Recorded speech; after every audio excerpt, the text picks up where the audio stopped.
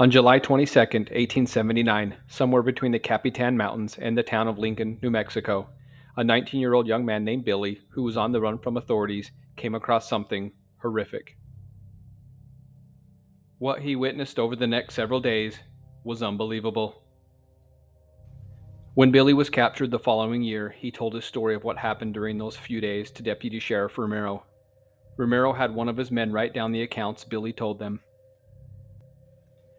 Romero and his men followed up and investigated what Billy told them, and what they found left them dumbfounded. Amongst the men who heard the story firsthand, it became known as the Carnage of Capitan. This is Billy's story. Some of the account has been put into modern day English. I'd been on the run since June of last year, going from place to place, when I decided to head to the Capitan Mountains and stay for a spell. I was going to put the cut on some elk that were living up high, and I'd also be able to relax for a while without having much fear of being captured. It was mid-morning as I was making my way up the mountain and caught sight of pieces of clothing down in a deep gulch to my right. I stopped my horse and pondered whether or not I should make my way down there, as it wouldn't be an easy ride, but the more I looked, the more items started to appear. I was hungry and didn't have much with me, so I decided to go down there to see if there was anything worth taking and possibly some food. I was also thirsty and needed to fill my canteen, and there was most likely a stream down there. I'm not sure how long it took me to get down there, but it was a while. As the pieces of clothing came into sight, I noticed just up the hill there was an overturned wagon behind a large tree, with items scattered about. This was good, I thought. I'd most likely find some food and other items worth taking. I decided to head straight to the wagon first. As I did, I drew my pistol, cocking the hammer back. I'm not stupid and knew there could still be people about. I'm also a wanted man and knew someone might recognize me. As I got within spitting distance, my jaw dropped as I couldn't believe what my eyes were seeing. Just behind the wagon were the naked bodies of 12 people, men, women, and children. They were neatly lined up in a row, one next to each other. What was odd, though, was the fact that the bodies had several circular holes in them the size of glass jars. Some of them had holes through their faces, which was an ungodly sight to witness, as I could see the insides of their heads. I sat there for a spell, trying to think of what could have made such perfectly formed holes in them. Nothing I knew of. The only possible thing that came to my mind would be balls from cannons, but I've seen what they do to a body, and this was not that. These holes were too neat and precise. I finally got off my horse and decided to have a closer look. I wasn't scared up to that point until I started sliding my leg over the saddle and my feet touched the ground. Sitting high on a horse gives you confidence and a better view of what's around you. I looked all around me to make sure no one else was around that might do me harm before walking over to the bodies. As I walked up to within touching distance of the closest body, the ungodly smell of decaying flesh hit me and I started vomiting. As I turned to look back at the bodies, I could see they were starting to rot and the insides of the wounds were covered in maggots. They'd been here for a few days at least, or longer, I thought. I covered my nose and mouth with my handkerchief as I knelt down to take a closer look as to see what might have been the cause of their deaths. Again, the circular wounds were too perfect to be made by cannonballs or even by someone with a knife. I was baffled and scared as I stood up. Right then, the hairs on the back of my neck stood up, and I had the uneasy feeling I was being watched. I raised my pistol as I turned around to see if someone was behind me. As I did, I swear to God, I saw something swiftly move back into the trees, a ways up behind me. I saw just enough to know it wasn't any animal I've ever seen, but I can't explain what it was. My pistol hand clenched in fear as I fired off a round in the direction of the movement. I almost jumped out of my skin as the round went off, as I wasn't prepared for that. I then yelled out, "Who's there? Show yourself, don't make me come up there." I stood there trembling in fear, trying to act brave, when in fact I was as scared as a newborn chick. I knew I needed to go see what the movement was, to be sure, but I also know a thing or two about self-preservation. I knew, whatever it might be the same thing that killed those folks. I stood there, pistol in hand, staring up at that hill for the longest time, waiting to see if whatever it was might show itself. Just when my legs were about to buckle and give out, I decided I needed to inspect the wagon for any essentials that might be of use to me, Then get the hell out of there. I slowly backed up to the overturned wagon. As I peered inside the wagon, I kept my pistol up at the ready and continued looking behind me. There was a good amount of dried food and supplies in the wagon, so I quickly grabbed and loaded what I could fit into my saddlebags, all while being cautious of my surroundings. I then mounted my horse and went down to the bottom of the gulch to get some water. When I made it down to the stream, I was taken aback to see a bed of rocks by the stream was covered in what appeared to be blood, with the pool of blood still on one of the larger rocks. It looked fairly fresh. My head was immediately on a swivel.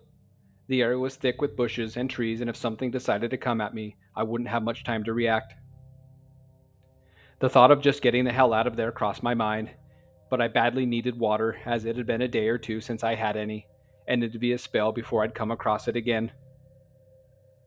As I stepped down off my horse, I heard someone in a soft voice somewhere behind me say, "Mister, help me." Without thinking, I quickly drew my pistol and turned towards the direction of the voice, as I noticed my pistol hand was trembling something awful. As I stood there looking towards where I thought the voice came from, I saw the tall, thick bushes in front of me moving, like something was coming at me. I cocked the hammer back and readied myself for anything to happen. Whatever it was stopped right at the edge of the bushes before exposing itself. I then called out, "Who are you? Show yourself."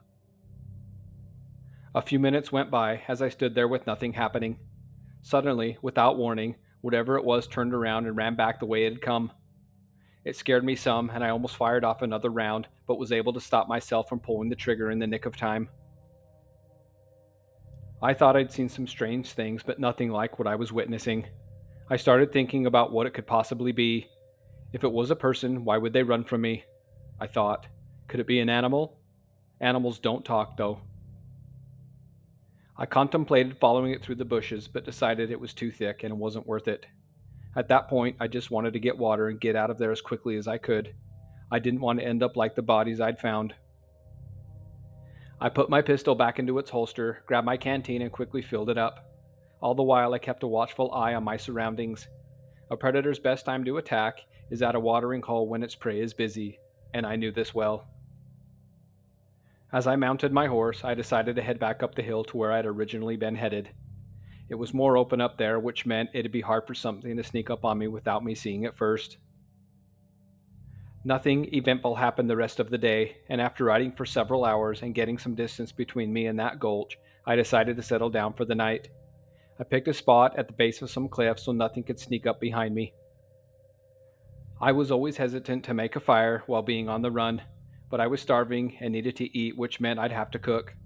I built a fire just big enough to be able to cook some of the dried goods I'd gotten from the wagon. After dinner, I realized how exhausted I was and quickly fell asleep. I vividly remembered the dream I was having. I was back in the gulch and I was laying down on the blood-covered rocks with my horse standing over me. My horse then put her nose to my face, and I could feel her hot, humid breath as she breathed on me. This went on for a while before I slowly started waking up from my slumber, only to realize that it was in fact something standing over me, inches away, breathing on my face. When my eyes adjusted enough, I could see the thing's outline against the stars and quickly realized it was not my horse, or any animal I'd ever seen. I reached for my pistol, which was still in its holster, attached to my hip, and as I did whatever it was, took off in a flash without making a single sound. I jumped up as I drew my pistol, trying to see what I could in the darkness.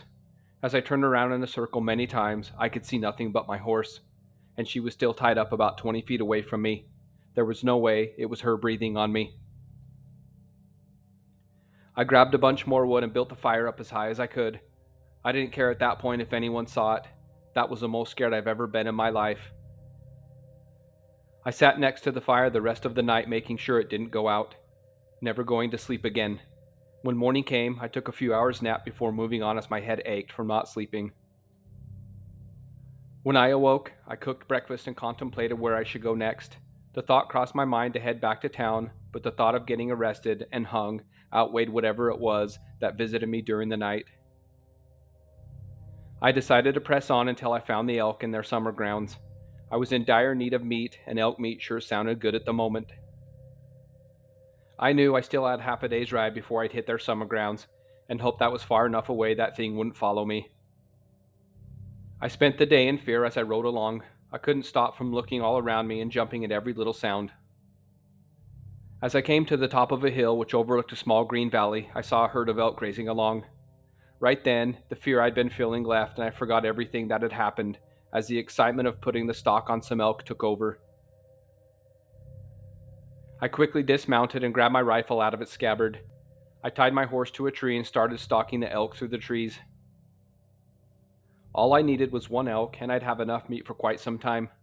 Luckily, the wagon had a good-sized bag of salt that I'd grabbed, so I could preserve the meat, which meant I could stay in the mountains for a spell.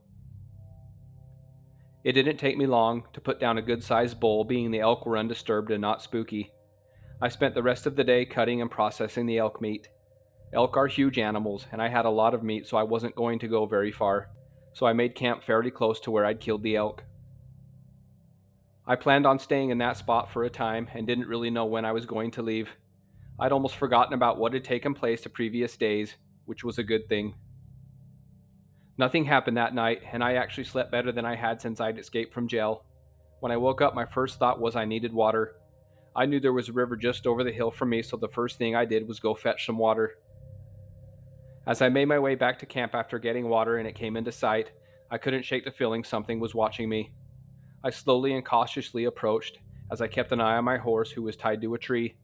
If something was amiss, she'd be the first to alarm me. She didn't seem alarmed, so it helped ease my suspicions. I spent the rest of the day salting and hanging the meat to dry. This didn't stop me from looking over my shoulder at the slightest twig snapping or leaves rustling, though.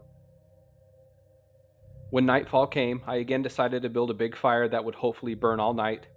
I was extremely tired from processing the elk over the last 2 days and knew I'd have a hard time staying awake during the night. I sat there staring into the fire, taking in its warmth, and that's the last thing I remember before hearing the soft voice behind me say, "Mister, help me." My first thought was, "Oh hell, I fell asleep." Something then grabbed the collar of my shirt from behind me and sent me flying through the air. I hit a pine tree, then started falling as I hit the branches on the way down. As I lay there on the ground, wriggling in pain, I heard the horrific screams of my horse. It took a bit before I was able to stand up, all the while she screamed out. I'd never heard a horse scream like that before. It was hideous. Once I was able to stand, I took off running in the opposite direction. I wasn't even sure which way I was running, but I happened to run straight to the river that was just beyond the hill from my camp. Once I hit the river, I followed it along, going up and away from my camp. I ran and ran until I fell down from exhaustion and passed out. When I came to, the sun was hitting me, and several flies were staking claim on my face. As I sat up, I could feel sharp pain go through my back and could feel just how sore I was. My entire body ached with pain. I remember staring at the river for the longest time, replaying the events from the night before. I had some decisions to make. Walking back down to town would take a long time, but I also dreaded going back to camp, and judging by the screams my horse made, I had my doubts she'd still be alive. Curiosity got the best of me, and I made the decision to go back to camp. I had to follow the river back down a ways, so it would give me some time to think if I decided to change my mind. Once I made it to the spot where I'd need to leave the river and head straight to camp, I took a deep breath and said aloud, "All right, Billy, don't be yellow." I then started walking towards my camp as I climbed the hill that overlooked my camp. As I made it to the top of the hill, I quickly began scanning the area. I could make out bits and pieces of my camp, but couldn't clearly see everything. I was scared to death as I continued walking towards it. When I got close enough to see everything, I said aloud, "What in the name of God happened here?" My horse's head had been cut off and was gone. It was nowhere I could see. What scared me the most, though, were the circular holes through her body, just like the ones I'd seen in the folks down in the gulch. I walked over to her body and knelt down to get a closer look, when to my shock and amazement, I couldn't believe what I was seeing. There in the moist dirt were the footprints of what appeared to be a small child. What puzzled me, though, was just in front of the toes were the impressions of what looked like talons. Whatever made the footprints had fairly large talons attached to its toes. This scared the bejesus out of me, and I quickly stood up, looking all around me, praying whatever made the footprints wasn't going to make me its next victim. I made the immediate decision to gather what I could carry and get the hell out of there. It then took me several days before I made it down to Lincoln. Once Lincoln came into sight, I waited until dark before going in, stealing a horse, and making my way to San Patricio. I know you don't believe me, but I urge you to go to the gulch and see for yourselves. The bones of the settlers must surely still be there. Then you'll see I'm not lying. A few days later, with directions to the gulch given to them by Billy, Romero and some of his men made their way there. Just as Billy said, the wagon was there, along with the bones and remnants of what was left of the settlers. Romero and his men verified the bones did in fact have perfectly cut circular holes through their rib cages, sternums, and skulls. They buried what was left of them, but a few of the bones, along with one skull, were brought back to the town of Lincoln and were passed down from generation to generation through Sheriff Romero's family. Only a few people living today have actually seen the skull and bones with their own eyes.